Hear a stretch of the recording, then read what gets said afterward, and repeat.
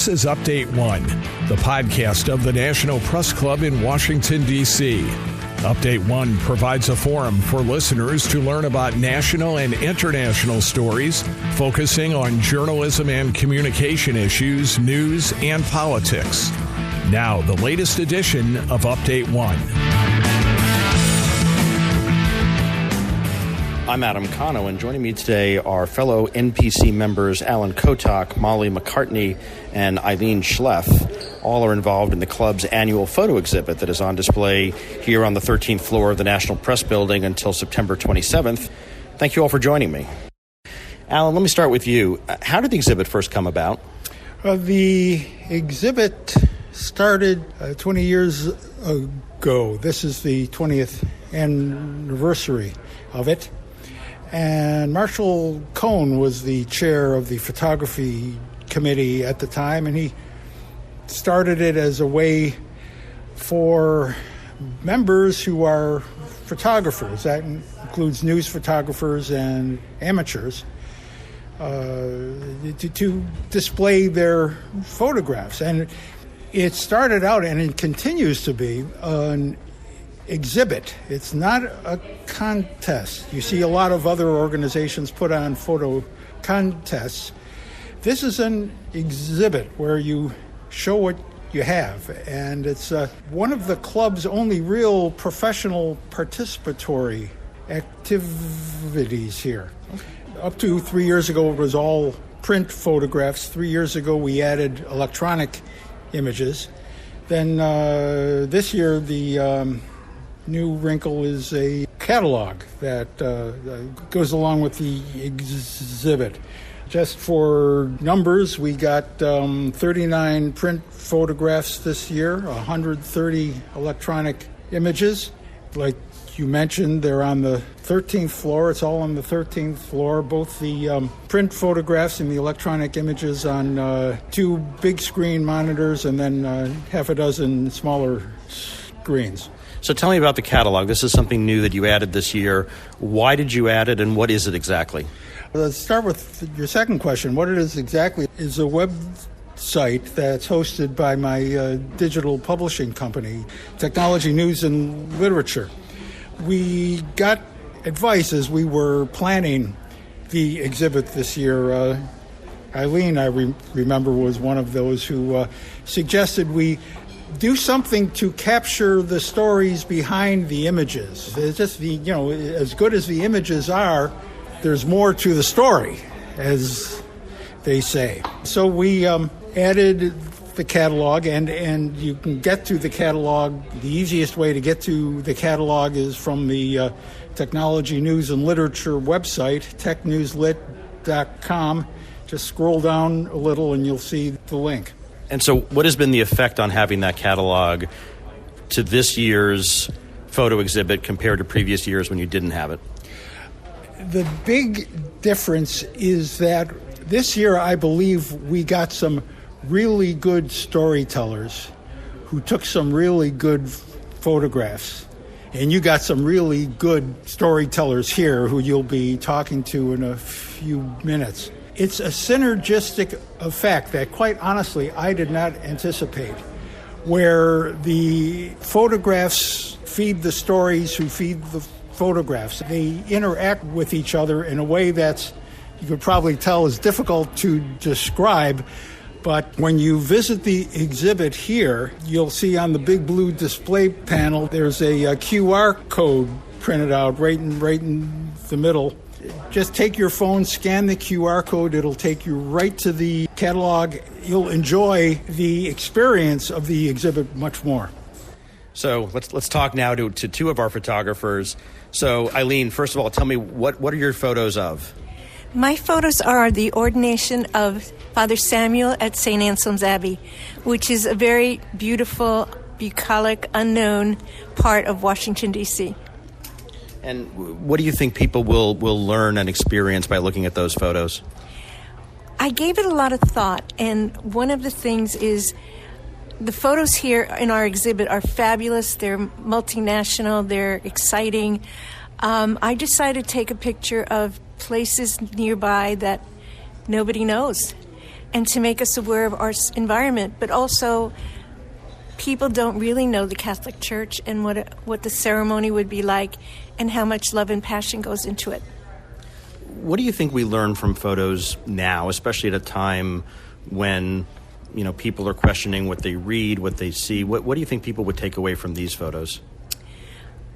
I honestly think the catalog backup has been very important in putting the words to it. I spend more time looking at the photos now. First, you're aware of the quality of the photographers at the National Press Club. Then the incredible stories we tell. But I wanted people to say, look, I don't really know about a priest being ordained.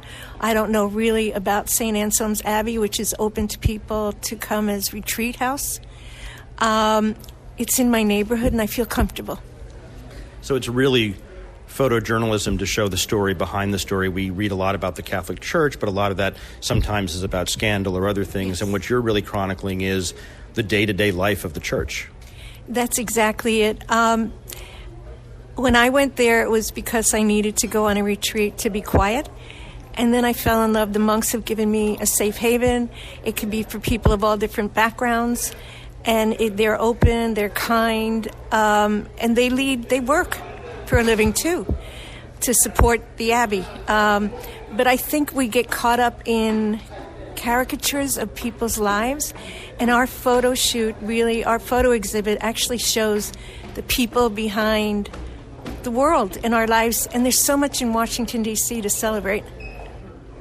Molly, let's turn to you. You've got 2 photos in the exhibit as well. Your photos from a very different place than Washington, D.C. Where were they taken?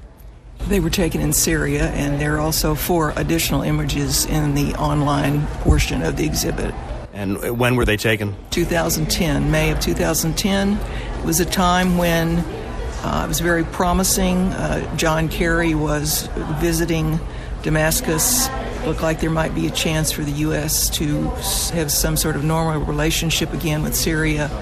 I went with a girlfriend, and we thought it would be a good time to go because it had really just, there'd been a long period of civil war with Lebanon. It was really not a safe place to go. So we thought we would go while it was safe to be in that part of the world. And so we were there in May of 2010. Of course, we had no idea that 10 months later it would be the Arab Spring demonstrations that would lead to the revolution that had led to the terrible civil war that's and the war all over Syria that's been so devastating. Remarkable. So tell me about the photos that you submitted and that are on display here on the 13th floor of the National Press Building. My favorite is what I call the barista. This was a man standing right outside the huge citadel in the heart of Aleppo. He was all dressed up in red, and if I first looked at him, it was almost like seeing a Santa Claus figure, and because he was stout, and he had a hat and even red shoes. But the more I looked, I could see he seemed to be selling something. He had strapped around his waist sort of a shelf area with cups and things, and then he had a huge silver flask on his back, again like Santa. I didn't buy what he was selling, but I understand, have been told since then, it was a kind of a licorice drink, which is quite popular. So that's one image. The other was a small boy who had 2 scoops of ice cream. He had 1 in each hand, and he's looking up. It's a really handsome little boy, so it was a nice, both of them in red. So some similarities in color and tone, but also juxtaposition generationally and so forth, right? Right. When you were in Syria, obviously this was a long time ago. A lot's happened since then. But at the time you were there, how did people react to you as a journalist? Well, I was not there as a journalist. I was there as a tourist. Both of us. We were, I'm not sure we could have gotten in as journalists. So we went. Frankly, I was astonished at how friendly people were. One of my favorite experiences was walking down the street in Aleppo from the post office back to where we were staying in a bed and breakfast place. I had my camera, which is a big Nikon, and I was sort of taking, candid shots as I'm going along. And suddenly I hear someone yelling behind me, "Take my wife's picture!" And I turn around, and there is this handsome older couple And I said, no, let me take both of you in the picture. And so he gives me a thumbs up, puts his arm around his wife, and she's this sweet smile. It's a lovely picture. So there was that kind of reception. Of course, there's always a few who are negative, but for the most part, it was surprisingly warm and embracing. Have you done anything else with these photos? I mean, obviously Syria has been much in the news. You didn't know that when you went, like you said, as a tourist in 2010. But since then, interest in the photographs? Well, what I did was take all my pictures and make a book on the computer. Because at the time, I sort of put them aside. We came home. We didn't think anything more about it. But then a couple of years ago, my girlfriend said, you really need to do something with those pictures. So I got on my computer and I've made a couple of photo books of different sizes, choosing the best of probably a couple thousand pictures, because we were there for a week and we were traveling all over from Aleppo down to Palmyra and then of course Damascus. So it was an amazing trip. And you have captured pictures of sites that in many cases now look nothing like what they did less than a decade ago. As a matter of fact, I did have an exhibit of these pictures in June and July in a small gallery in Foggy Bottom, and they had me do an online program which ran for about an hour, in which I took some of my pictures and where I was able to find online news pictures and stories of what had happened to those sites and team them up. This is what it looked like when I was there. This is what AP has reported has happened to this church or this scene, or in one case, the Crusader Castle, known as Crac de Chevalier. Okay. Aileen, I want to come back to you just real quick. When you took the pictures that you did in the church here in D.C., were people aware of that? Was there any sort of feedback that you got or anything like that? The abbot asked me if I would photograph the ordination, so I took about 100 pictures, and it made me focus and pay attention. I was very aware of the pride of the family and of Father Samuel, who had been Brother Samuel at the beginning, and the joy in the abbot. So it gave me a very personal connection to what was happening, to be looking through the lens. And then I saw this little boy, which one of my pictures, a little boy jumps in with his little camera. He's about 7 years old, to take a picture, so I made that my picture in the exhibit, because it was a family affair. And it was a community affair, and it was very kind and emotional. Alan, last question to you. So the exhibit is on display until the 27th of September. Yes. What do you want people to take away, especially at a time when news is under scrutiny, but also there's so many great stories to tell? I guess the takeaway would be that if you have a good story to tell, don't be afraid to capture it with your camera and tell it in a forum, in a way, in a publication. Many of the images that you see on the display monitors and on the print photos here were people who just happened to have their camera in the right place at the right time. Those are some of the best pictures you're going to get and some of the best stories behind them. So don't be afraid. We're taught in our photojournalism classes, get the photograph. You can apologize after. That would be my advice. Great. From this exhibit and doing the catalog, I got to know my fellow members of the press club, because very often we're working on a project together and we don't know each other.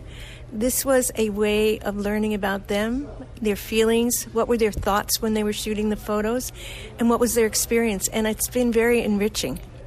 Wonderful. Well, again, the exhibit goes through the 27th of September. It's on the main level of the National Press Club here in the National Press Building in Washington. Alan, Aileen, Molly, thank you all so much for your time. For Update 1, I'm Adam Konowe.